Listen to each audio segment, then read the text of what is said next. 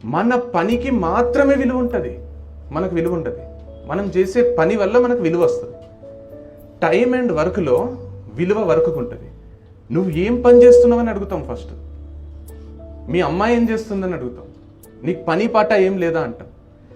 చాలాసార్లు చాలామంది టైం విలువ గురించి మాట్లాడతారు.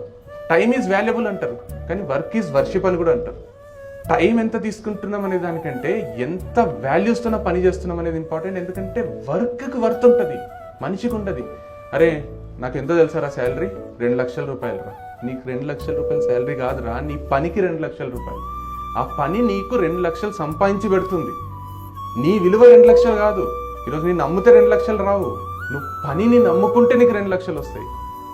So the point here is, మన వర్క్కే వాల్యూ ఉంటుంది, మనకు వాల్యూ ఉండదు. అది ఎప్పుడైతే డైజెస్ట్ చేసుకుంటామో మనం చేసే ప్రతి పనిలో వాల్యూ వెతుక్కుంటాం, మనం వేసే ప్రతి అడుగులో వాల్యూ వెతుక్కుంటాం.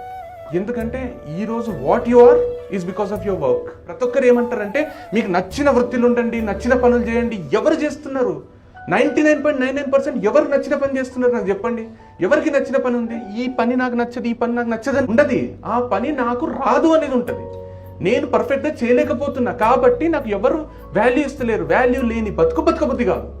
అంత సింపుల్ లైఫ్ ఫార్ములా అంత సింపుల్. నువ్వు ఏ పని చేసినా నువ్వు నంబర్ 1గా చెయ్యు, నువ్వు బాత్రూంలో కడిగినా నంబర్ 1గా చెయ్యు అని అబ్దుల్ కలాం ఎందుకు అన్నాడంటే, నువ్వు బాత్రూంలో నంబర్ 1గా కడిగితే నీ నంబర్ ప్రతి ఒక్కరి ఫోన్లలో ఉంటుంది, నిన్నే ఫస్ట్ పిలుస్తారు. నువ్వు అవైలబుల్ లేకుంటే వేరేళ్ళని పిలుస్తారు. నువ్వు వస్తుంటే నువ్వు బాత్రూంలో కడిగేటోళ్ళ చూడరు, అబ్బా నా బాత్రూమ్ నీట్ చేస్తాడు రారా అని పిలుస్తారు. అంటే వాళ్ళ కళ్ళల్లో ఆనందము మనకు ఎక్కడ లేనంత ఉత్సాహం ఇస్తుంది. ఆ ఉత్సాహం రావాలంటే ఆ బాత్రూంలో మనం ఎట్లా నీట్గా కడగాలో మనకు తెలవాలి.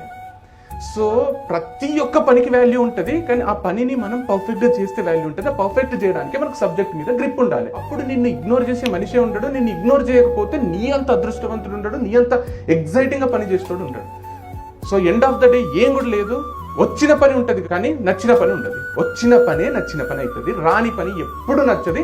అది మనకి ఎంత దూరం నుంచి అడ్మైర్ చేస్తున్నా రాకపోతే అక్కడ ఉండబుద్ధి కాదు, బట్టలు దింపుకొని బయటకు వచ్చేబుద్ధి అవుతుంది.